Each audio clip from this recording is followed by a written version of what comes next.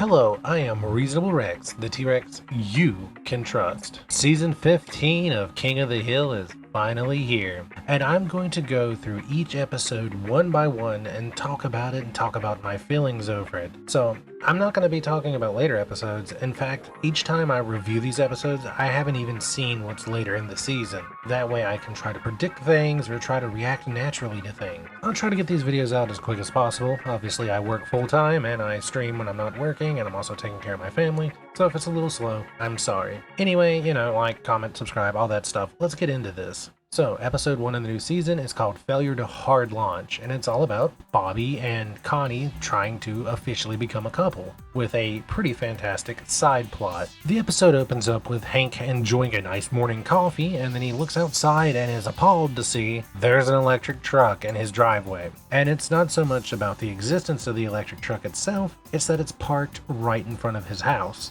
And he's worried that anyone might think it's his truck, which Peggy uses my name in vain to say that no reasonable person would think that he bought an electric vehicle, to which the doorbell rings and it's Bill who thinks that Hank bought an electric vehicle, followed up by the other guys of the alley walking up and asking why he bought an electric vehicle. So this is the B plot for the episode. They don't know who owns this truck. It could be anybody. So the thing that really interests me about this B plot is when I originally saw the trailer for the new season and I saw Hank reacting to the electric truck, in the back of my head I thought maybe someone would visit, or maybe someone in Connie's family, or Bobby or Connie, or just somebody would have this electric truck and Hank would interact with it, first hating it, being like, this isn't a manly vehicle, and then slowly come to love it. Now there's a little bit of this in the B plot.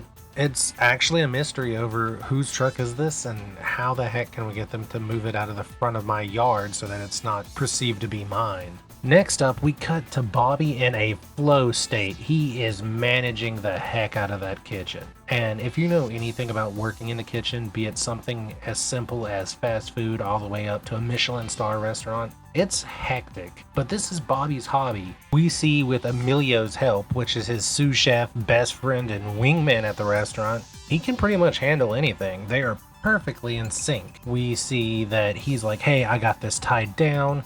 You go see your girl. I'll take care of the restaurant. That's how close they are. Because he's like, you need to spend more time with the people you love and less time at work.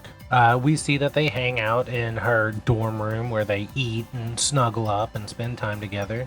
And this starts a very sweet montage where we see Bobby making time for her. He's taken interest in the things she does, something that she didn't get with her previous relationship, and this is really a foundational cornerstone of why I like them as a couple. We see during this montage them snuggling while watching stand-up comedy, an old passion of Bobby's. We see Emilio continue to cover for Bobby so that he can hang out with her. We see that her robotics gets to interact with his cooking, where he makes what I believe to be a creme brulee because of the burnt sugar on top, and it gets cracked open by the robot she made.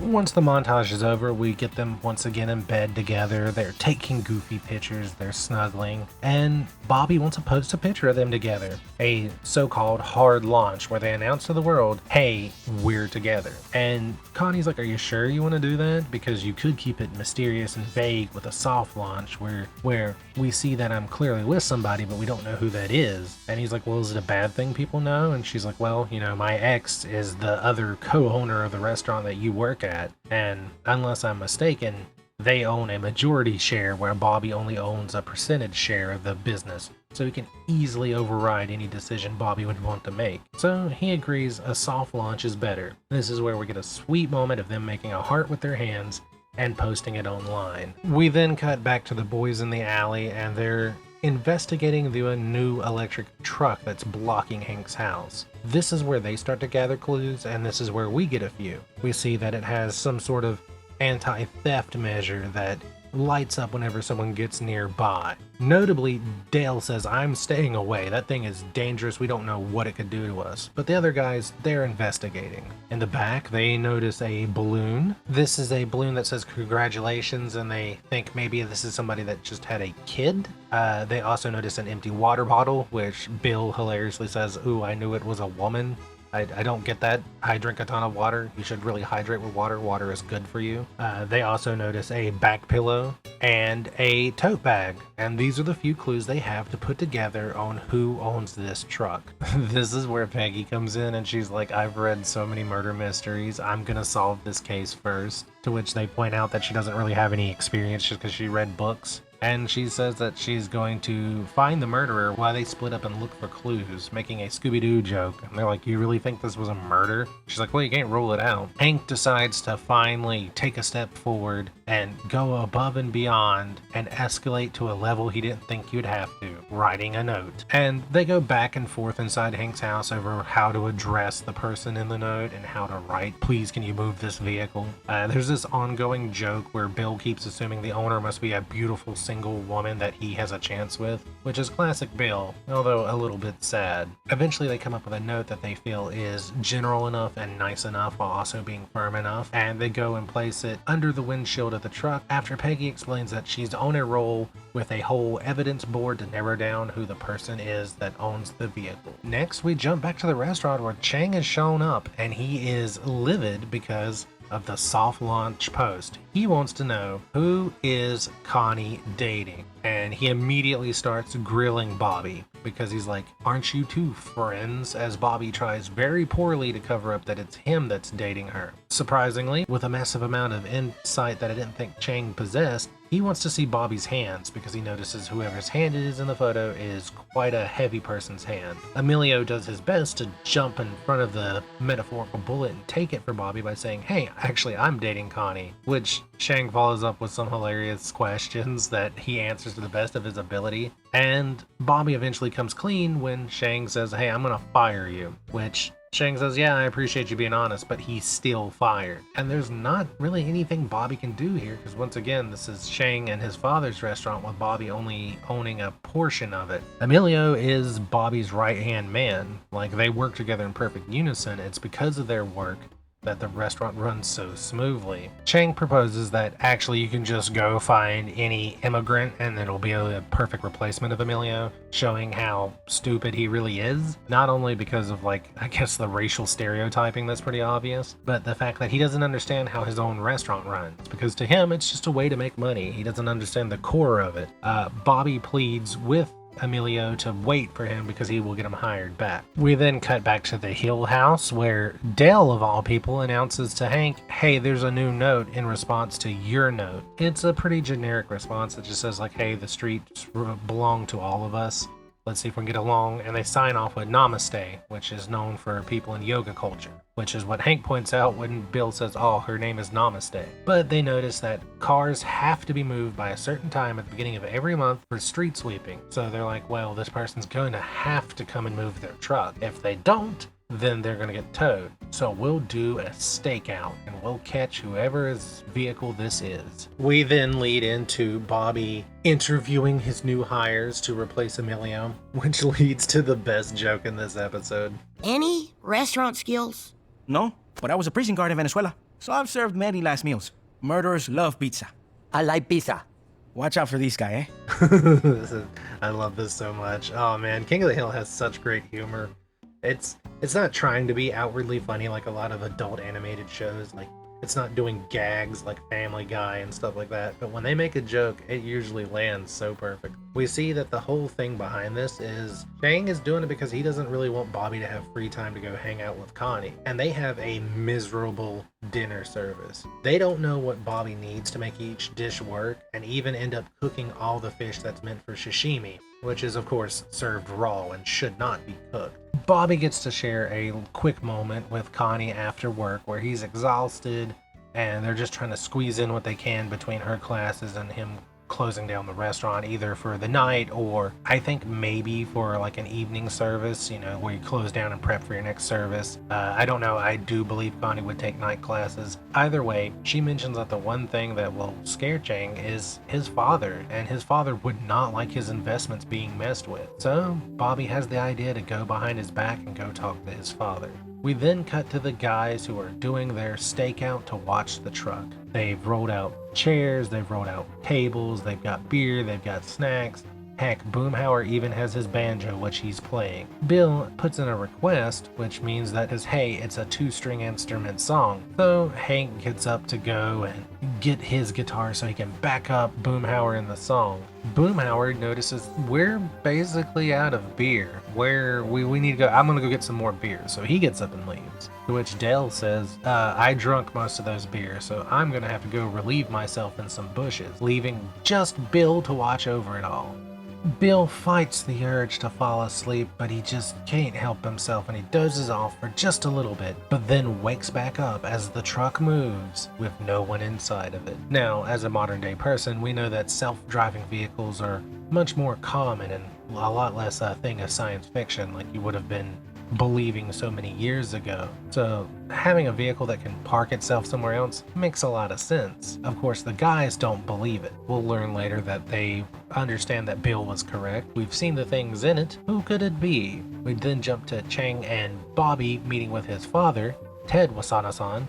Bobby brings forth that Chang is just bringing his frat bros in for free drinks, like he doesn't really care about the business. While Chang is bringing up, hey, Bobby keeps dipping out to go visit Connie, and they start to argue and it gets escalated, and then Ted steps up and he's like, hey, I really bought into this whole restaurant thing because it looked like an opportunity for you to get into business instead of one of your stupid boyish ideas of becoming like a professional snowboarder. And he's like, the best way to learn about business is from the ground up.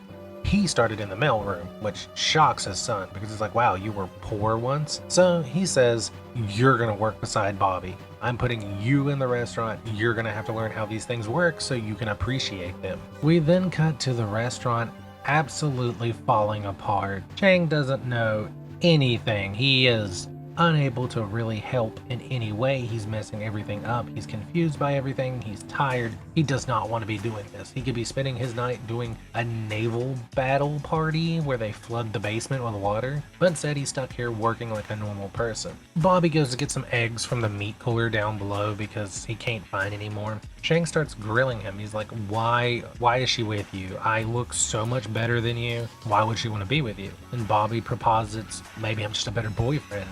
And he's like, there's no way. And Bobby's like, all you cared about is sex. You had multiple women. To which he even says like, oh, are you jealous? And he's like, no. And he's like, well, you didn't care about her more than just sleeping with her. To which Chang says, yes, in the beginning, but then afterwards we would have really in-depth moments. And to which Bobby was like, wow, you were starting to catch feelings for her. And he's like, no, I mean, maybe. To which he drops the bomb that he tried to propose to her afterwards as like a last-ditch effort to get her back. And she said no, which, doesn't really bother Bobby, until he says that she said she never wants to get married. Which Bobby was raised in a house where, as much as Peggy is considered like this terrible person, her and Hank worked well together. And that's something that I think Bobby is really dreaming for. Like he says it himself whenever he's talking to the girl that Connie tried to set him up with. He wants a marriage. He wants a partnership. He wants someone to experience life with. So this makes him a little bit uneasy about his current relationship with Connie. And that's when they realize they're both locked in the meat lock.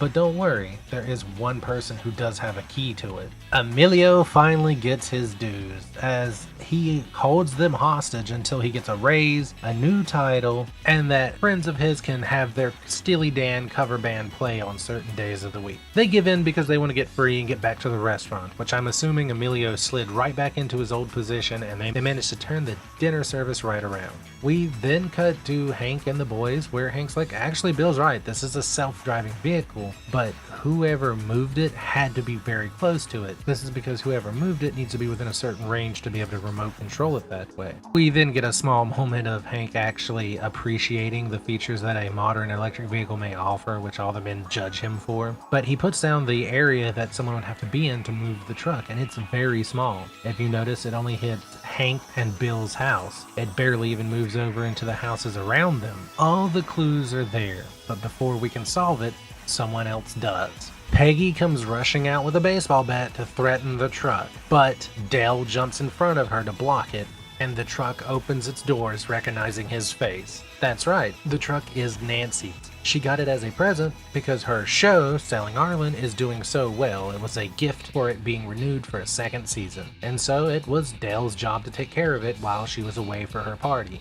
We then see that Peggy noticed a clue that we all missed. Nancy calling her and asking if she liked her new electric truck. She then goes over the clues that's inside the truck. First, the balloon for celebrating her second season of the show. Makes sense. The tote bag, which had been laying face down hiding the decal on it, actually has a Selling Arlen decal from a party, some sort of gift bag or something that was given to her. Then they do something I don't like that they've been doing in this newer season. She points out that the lumbar cushion was because Nancy once mentioned she blew her back out while with John Redcorn. I don't like this. Like, they really repaired Nancy and Dale's relationship near the end of the show's original run. I don't like this. Is she secretly sleeping with John Redcorn behind everyone's back again? There's no need to do this. Part of me hopes that this was a few jokes they made in that first revival season, because we know a couple of the episodes they wanted to make for that season didn't end up in the season and got split and put into this season instead. So I'm hoping this was all going to lead up to some big reveal where, no, actually they're not together. But unfortunately, the voice actor for John Redcorn since season 2, Jonathan Joss, passed away in 2025. And I don't see them trying to get someone to fill his role. This means whatever plot point they were leading up towards is probably moot. I don't really like these jokes to begin with, and with John Redcorn's voice actor passing away, and I'm assuming nothing else going to be done with the character, I felt this could have been cut from the show. It's just a few seconds joke. We could have just stopped dropping any reference to these that they had planned and move away from it. But it was Nancy's truck. It was a gift to her. Dale was supposed to look out for it, but he didn't want anyone to think that he owned it, so he parked it in front of Hank's house. We then cut back to Bobby getting to finally visit Connie again because, hey, Emilio is back. To which he shares his worries about, hey, I was told you don't want to get married. And this is where I love the writing of King of the Hill. Any other show would use this as a moment to farm drama. There's been some times that shows have done it where they have done it correctly. I think of Agretzko season 2, where she was with somebody that seemed perfect, but he didn't want marriage, and that was something that was a bit of a life goal for her. And so she decided, you know what, I'm not going to be with you anymore. This is kind of where they could have gone with this, with Bobby being like, well, I won't marriage, it's what I won't, Connie. But instead, they take a pretty measured and mature response that I feel is good for a healthy relationship. Bobby wants to be with Connie, and so he says, like, are you sure you never want to get married? And she's like, well, because of how things were with my parents, it kind of seems like a bad idea. It feels like we're just doing what we're told to do. But she tells him to ask her again in 5 years. We then get a closing scene on the alleyway with the guys where they see the hard launch picture of Bobby and Connie together as they announce it to the world that, hey, we're dating. Before we see that now that they've hard launched, Con and Min are aware that Bobby's dating their daughter and they are not happy. This was the first episode back in season 15. I generally very much enjoyed this episode. The truck plot is not what I expected. I thought this was going to be Hank learning that modern day vehicles are just fine. Connie and Bobby's relationship is something that I want to see succeed, and I'm still worried about the looming threat of that other girl that kisses him. They've shown in this episode they have the maturity to tackle relationships in a good way when it comes to writing their characters, so hopefully it's not what I'm afraid it's going to be, and actually might be something more along the lines of what I theorized it could be, where Connie starts trying to set Bobby up with other girls because she's afraid she's not enough for him. But I don't know. You know, there could also be a plot point of her testing him, being like, oh yeah, you should go kiss him, and we're not together or anything, to see how loyal Bobby would be. I don't know. We'll find out when we get there. What did you think of this episode? Did you also enjoy the whole mystery behind whose truck is it? Are you also upset with all the John Redcorn jokes? And what about Connie and Bobby? Do you want to see them succeed, or would you be happy with Bobby ending up with someone else, or both of them just staying single? Either way, let me know in the comments down below. And until next time, bye-bye!